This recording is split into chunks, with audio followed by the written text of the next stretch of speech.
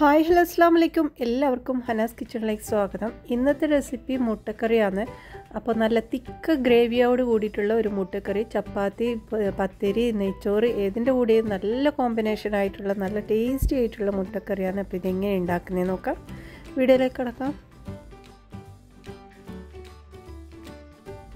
അപ്പോൾ മിക്സിയിലോട്ട് ഒരു കഷ്ണം ഇഞ്ചി, 5-6 വെളുത്തുള്ളി, 2 ടേബിൾ സ്പൂണ് സവാള ഇട്ടിട്ടുണ്ട്. ഇനി ഇത് നന്നായിട്ടൊന്ന് ചതച്ചെടുക്കുക, അല്ലെങ്കിൽ പേസ്റ്റ് പോലെ അരച്ചെടുത്താൽ മതി. ഇനി ഇതാ പാനിലോട്ട് 3 ടേബിൾ സ്പൂൺ ഓയിൽ ഒഴിച്ചു കൊടുത്തിട്ടുണ്ട്. ഇതിലേക്ക് ഒഴിച്ചത് വെളിച്ചെണ്ണയാണ്. അപ്പോൾ 3 ടേബിൾ സ്പൂൺ വെളിച്ചെണ്ണയിലോട്ട് നമുക്കൊരു ഏലക്ക, 4 കറാമ്പൂ, ഒരു കഷ്ണം പട്ട ഇട്ടിട്ടുണ്ട്. ഇനി ഇതെല്ലാം ഒന്ന് ജസ്റ്റ് ഒന്ന് ചൂടാക്കിയെടുക്കാം. ഇനി ഇതിലേക്ക് 1 ടീസ്പൂൺ പെരിഞ്ചീരകം, പിന്നെ നമ്മൾ ചതച്ച് വെച്ച വെളുത്തുള്ളി, ഇഞ്ചി, സവാള ഇതും കൂടി ഇട്ട് കൊടുക്കാം. ഇനി ഇതിലേക്ക് പച്ചമുളക് ചേർത്ത് കൊടുക്കുന്നത്. അപ്പം 3-4 പച്ചമുളക് എടുത്തിട്ടുണ്ട്. അപ്പോൾ ഇത് ചെറുതായി അരിഞ്ഞ് ചേർത്ത് കൊടുക്കാം. അപ്പോൾ നിങ്ങളുടെ എരിവിനനുസരിച്ചിട്ട് ചേർത്ത് കൊടുക്കാം. എന്നിട്ട് നന്നായി വഴറ്റിയെടുക്കാം.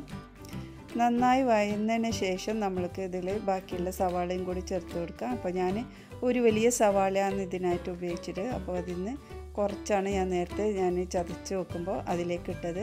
അപ്പോൾ ബാക്കിയുള്ള സവാള ഇതിലേക്ക് ഇട്ടിട്ട് നന്നായി വഴറ്റിയെടുക്കാം.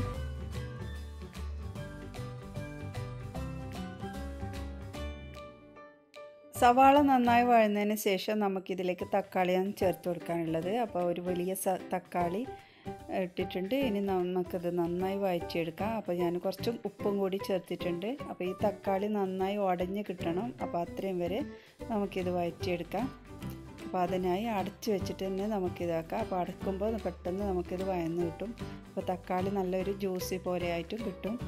അത് ഇപ്പോൾ നമുക്കിതാ തക്കാളി നന്നായി വഴന്ന് കിട്ടിയിട്ടുണ്ട്. അപ്പോൾ ഇനി നമുക്ക് മറ്റ് ഇൻഗ്രീഡിയൻസ് ചേർത്ത് കൊടുക്കാം.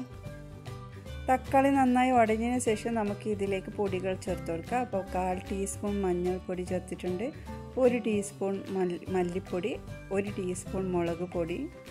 ഇനി ഇത് നന്നായി വഴറ്റിയെടുക്കാം. അപ്പോൾ ഇതിൻ്റെ പച്ചമണം മാറുന്നവരെ നമുക്കിത് വഴറ്റിയെടുക്കാം. മസാല നന്നായി വഴന്നതിന് ശേഷം നമുക്കിതിൽ മുട്ടയാണ് ചേർക്കാനുള്ളത്. അപ്പോൾ 4 മുട്ടയിലാണ് ഞാൻ ഉണ്ടാക്കുന്നത്. അപ്പോൾ മുട്ട നമുക്കിതുപോലെ സൈഡെല്ലാം വരഞ്ഞു കൊടുക്കാം. അപ്പോൾ നിങ്ങൾക്ക് വേണമെങ്കിൽ ഇത് കട്ട് ചെയ്ത് അങ്ങനെയും ചേർത്ത് കൊടുക്കാം. ഇവിടെ ഞാനിങ്ങനെ ചെയ്യുന്നത്. പിന്നെ നിങ്ങൾ ഫ്രൈ ചെയ്തിട്ട് അങ്ങനെ ഇടാം. ഇനി ഞാൻ ഇതിലേക്ക് കട്ട് ചെയ്ത് മുട്ട ഇട്ട് കൊടുത്ത് നന്നായി വഴറ്റിയെടുക്കാം. നമുക്ക് നന്നായി മിക്സാക്കി എടുക്കണം. ഇനിയിത്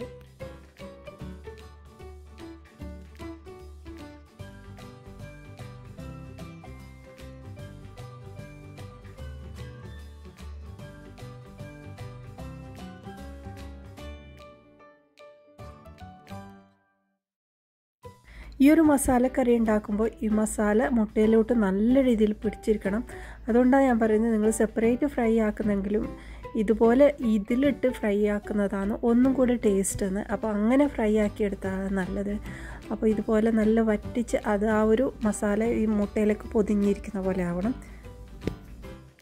ഇനി നമുക്ക് ആവശ്യം കാഷ്യൂനട്ടാണ്. അപ്പോൾ ഒരു 10 പീസോളം കാഷ്യൂനട്ട് എടുത്തിട്ടുണ്ട്. അത് കുതിർത്തെടുത്തതിന് ശേഷം അരച്ചെടുത്തതാണ്.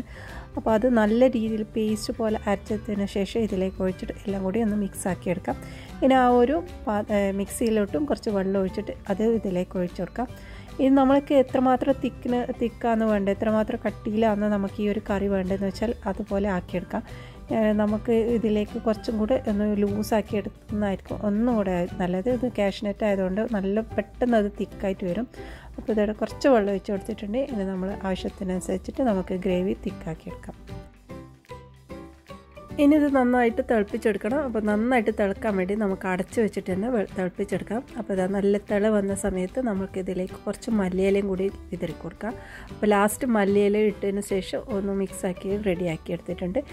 അപ്പോൾ നമ്മൾ ടേസ്റ്റി മുട്ടക്കറി ഇവിടെ റെഡി ആയിട്ടുണ്ട്. ഈ ഒരു രീതിയിൽ ഒന്ന് ഉണ്ടാക്കി നോക്കുക, നല്ല ടേസ്റ്റാണ്. നമുക്കിത് ചപ്പാത്തി, പിന്നെ പൊറോട്ട, പത്തിരി, നെയ്ച്ചോറ് എല്ലാത്തിൻ്റെ കൂടെ നല്ല ടേസ്റ്റ് തന്നെയാണ്. ഉറപ്പായിട്ട് നിങ്ങൾക്ക് ഇഷ്ടപ്പെടും. ട്രൈ ചെയ്ത് നോക്കിയിട്ട് നിങ്ങളുടെ വലിയൊരു അഭിപ്രായം അറിയിക്കണേ. ചാനൽ ഇതുവരെ സബ്സ്ക്രൈബ് ചെയ്യാതെ നോക്കുന്നവരുണ്ടെങ്കിൽ ഒന്ന് സബ്സ്ക്രൈബ് ചെയ്ത് സപ്പോർട്ട് ചെയ്യണേ. ഇനി അടുത്ത നല്ല റെസിപ്പിയുമായി വീണ്ടും വരാം. ബായ്.